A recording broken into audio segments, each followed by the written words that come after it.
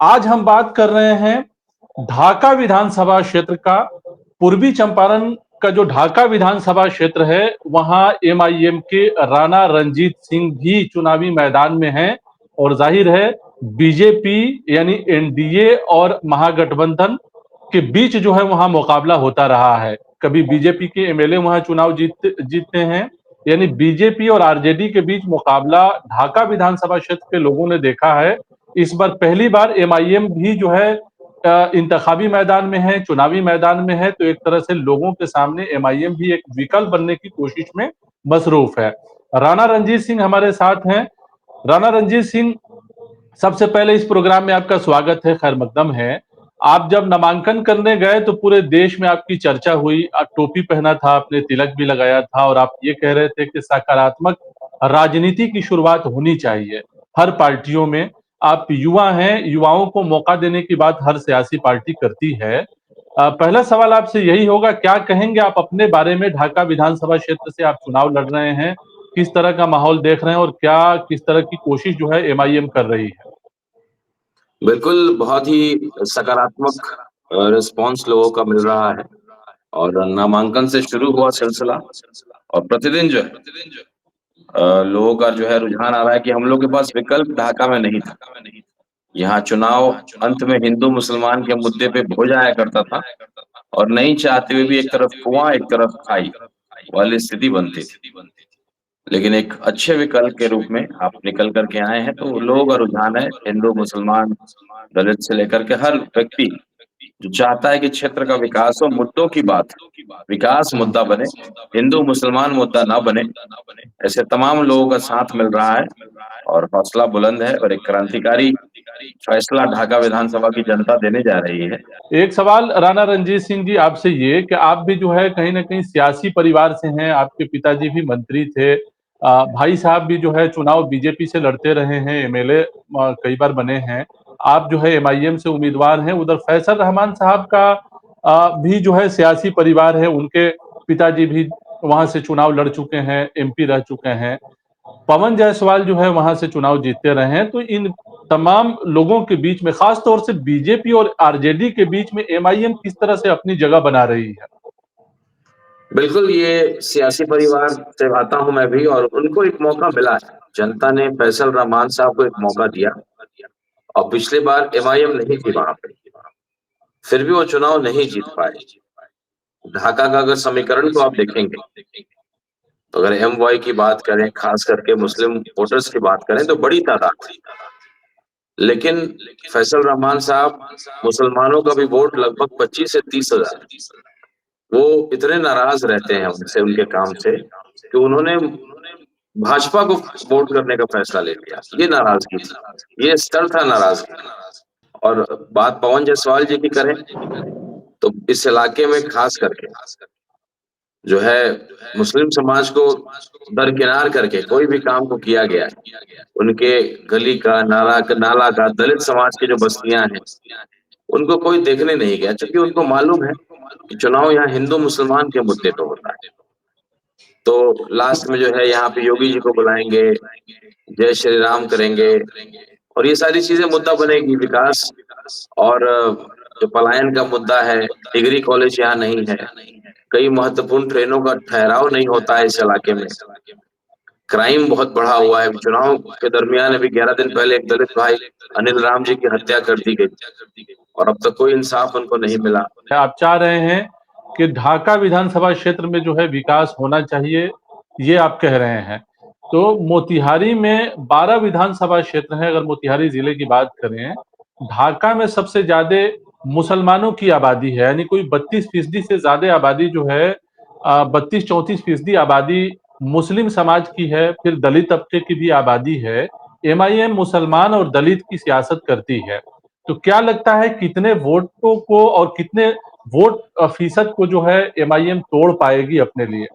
RJD के candidate को जब टिकट मिलता था, तो जश्न का माहौल होता था, जगह जगह पटाखे फूकते थे, बैंड बाजा से स्वागत किया जाता था। लेकिन आज देखिए ऐसी कोई नौबत नहीं, क्योंकि चुपचाप लोगों ने मन बना लिया। कई लोग लिहाज करते हैं, क्योंकि इनके वालिद साहब बहुत अच्छे आदमी थे, मेरे पिताजी के बहुत अच्छे मित्र रहे, एक अच्छे नेता के रूप में मोतियूर रहमान साहब हम लोग के गार्जियन रहे। तो वो जो बात थी उनमें, वो ये अपने आप को साबित नहीं कर पाए। एक मौका इनको मिला और सभी लोगों ने दिया। राजपूत समाज से लेकर के, दलित समाज से लेकर के, मुस्लिम समाज एक होकर के इनका साथ दिया। लेकिन जीतने के बाद इन्होंने लोगों को लेकर चलने का काम नहीं किया। इसीलिए एआईएमआईएम का स्थान बन रहा है, राणा रणजीत सिंह को जगह मिल रहा है, समर्थन मिल रहा है। तो कहीं ना तो कहीं वो जश्न का माहौल। राणा रणजीत सिंह के सामने ढाका विधानसभा क्षेत्र में क्या-क्या चैलेंजेज आप मानते हैं कि आपके सामने है? ढाका का जो बुनियादी सवाल है, जो बुनियादी मसले लोग उठाते रहे हैं, आपके पास क्या स्ट्रेटजी है? किस तरह से लोगों से कनेक्शन आप बना रहे हैं और लोगों को बता रहे हैं कि आप करेंगे क्या यहाँ पे? देखिए, कुछ बातें जो मैंने अपने इलेक्शन मैनिफेस्टो में रखा है, उसमें सबसे पहला है कि यहाँ ढाका विधानसभा में यहाँ पे एक भी नाली नहीं। और अक्सर सड़कों पे जो भी रोड बनता है उसमें जल जमाव होता है, चूंकि बाढ़ प्रभावित इलाका भी है ये, नेपाल से सटा हुआ इलाका है। बांध नहीं बनाया गया, जिसके कारण से हर साल लाखों किसानों का फसल क्षति हो जाता है। और वो गरीब किसान होते हैं, वो जमीन मालिक कोई और होता है, बटैया पे खेत लेकर के। तो फसल क्षति अगर सरकार देती भी है तो उन किसानों को नहीं देती, जमीन मालिकों को देती है। तो यहाँ सबसे बड़ी एक समस्या है कि सड़क बनता है लेकिन पानी का जल जमाव रहता है, नाली की व्यवस्था नहीं होती और सड़क साल भर में खराब हो जाता है। तो एक ही सड़क को बार बार बनाना पड़ता है। तो मैंने वादा किया है कि विधायक के रूप में जो पहला 4 करोड़ का फंड विधायक निधि से होता है, वो टोटल पैसा जो है केवल नाला बनवाने का काम हम लोग करेंगे और उसके बाद सड़कों का निर्माण होगा।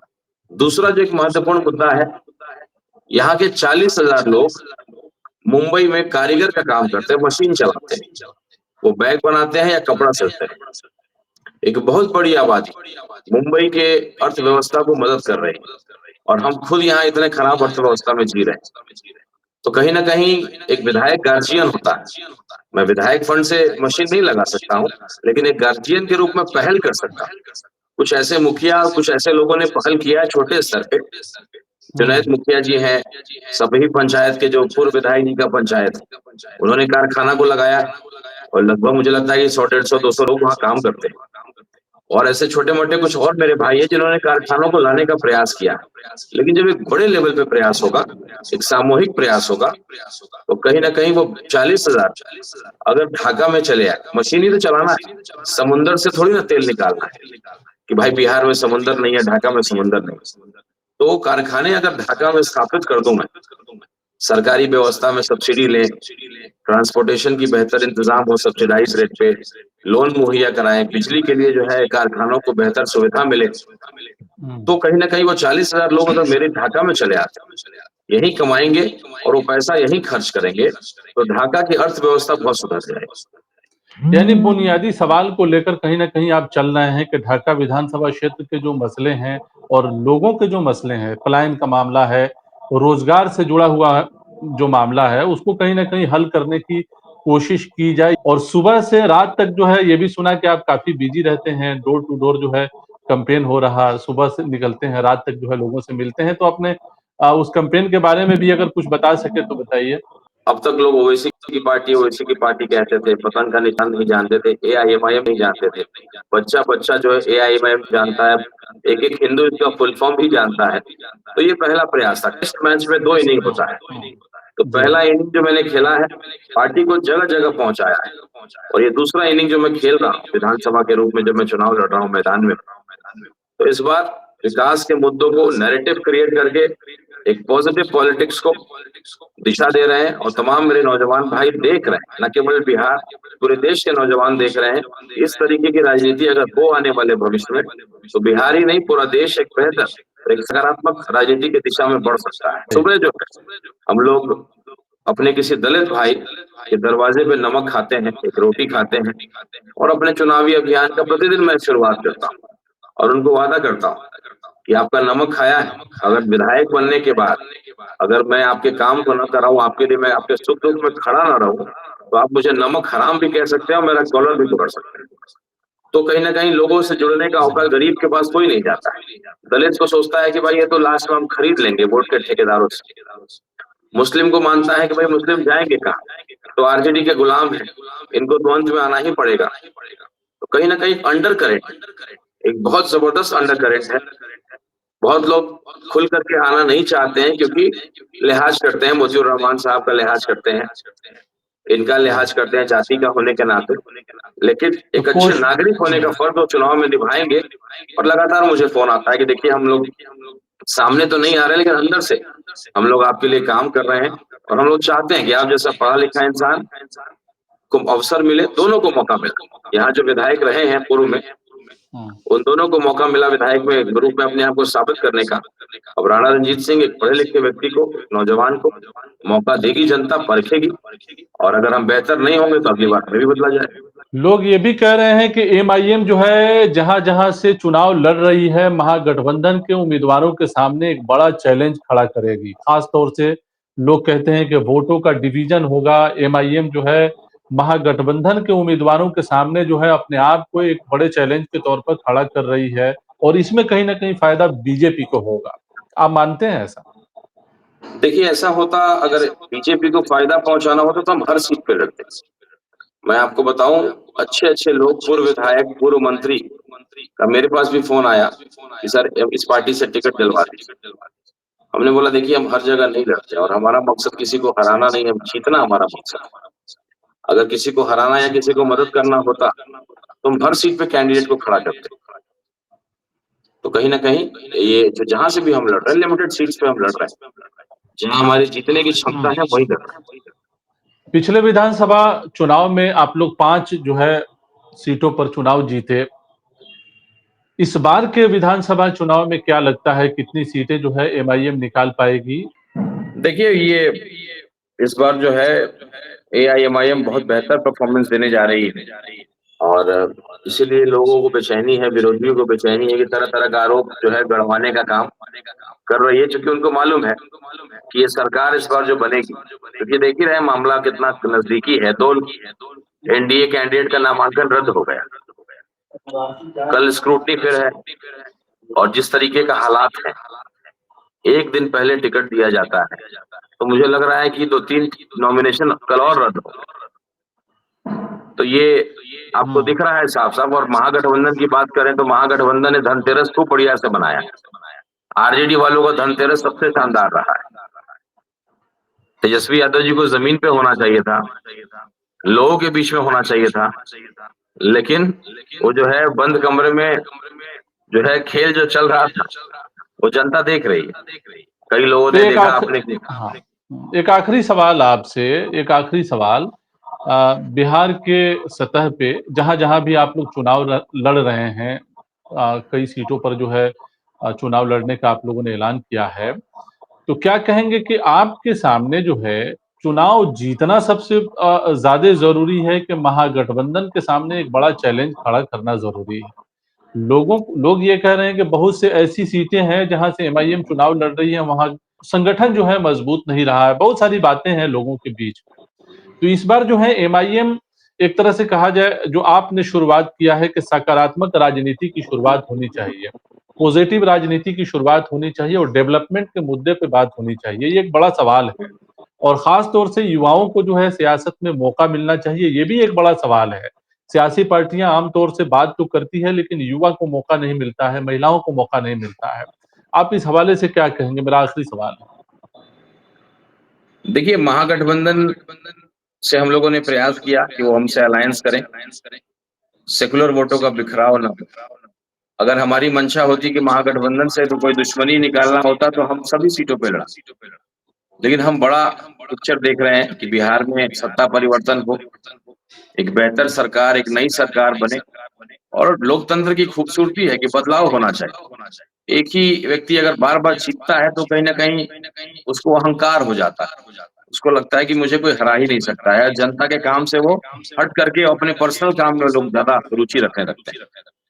तो इस बार बदलाव हो, और एक बात साफ है कि जो भी कैंडिडेट हमारे जीत करके आते हैं, तो ये तो तय है कि हम कभी भी भाजपा या एनडीए को समर्थन नहीं देंगे।